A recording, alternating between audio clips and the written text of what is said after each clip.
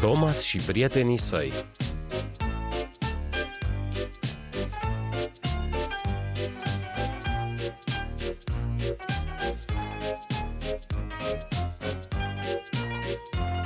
Thomas, Percy și cărbunele.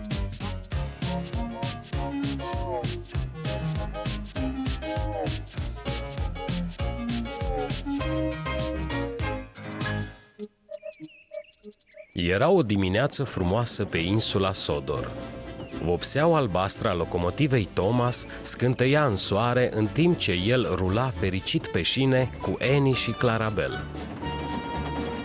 Era foarte mulțumit de sine.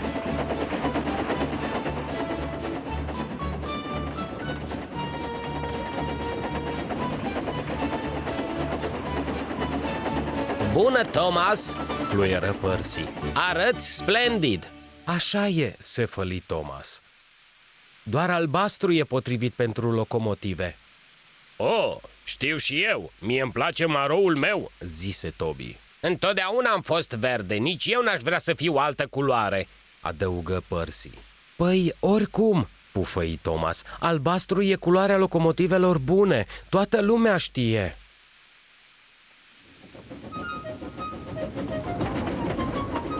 Percy nu mai zise nimic, doar îi zâmbi lui Toby. Mai târziu, Thomas se odihnea când sosi Percy.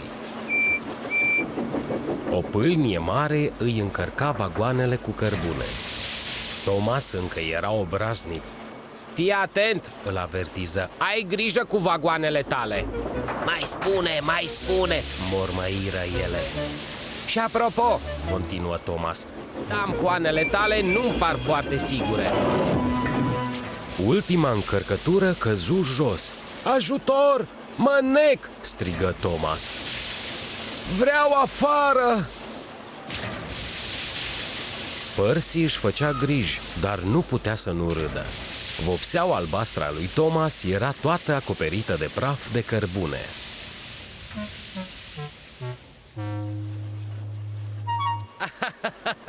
Râse Percy.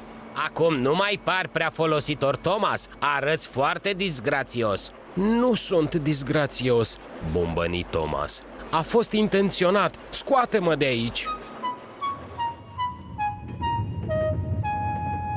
A durat atât de mult curățarea lui Thomas încât a întârziat la următorul tren. A trebuit să le ia Toby pe Annie și pe Clarabel. Bietul Thomas, îi șopti Annie lui Clarabel. Erau supărate.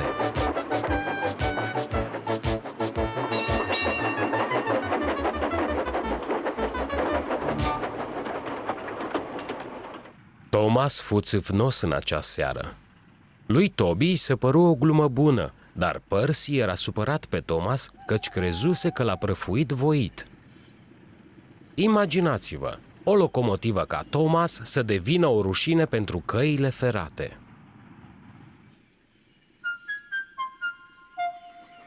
A doua zi, Thomas se simți mai vesel văzându-l pe Percy aducându-și vagoanele de la nod. Vagoanele erau grele, iar Percy obosit. Bea ceva, îi spuse mecanicul. Te vei simți mai bine. Bazinul de apă era la capătul liniei secundare, cu tampoane nesigure. Brusc, Percy află că nu se poate opri. Nici tampoanele nu-l opriră. Oh! Țipă Percy. Ajutor! Tampoanele erau rupte și Percy se scufundă în cărbune. Era timpul ca Thomas să plece.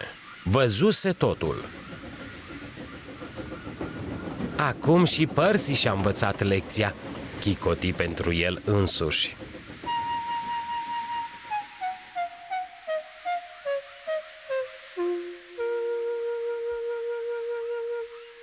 În acea seară, cele două locomotive se împăcară. Nu ți-am provocat accidentul intenționat, șopti Percy. doar știi asta, nu-i așa? Sigur, răspunse Thomas, și îmi pare rău că m-am fălit. Știi, vopseaua ta verde arată splendid din nou.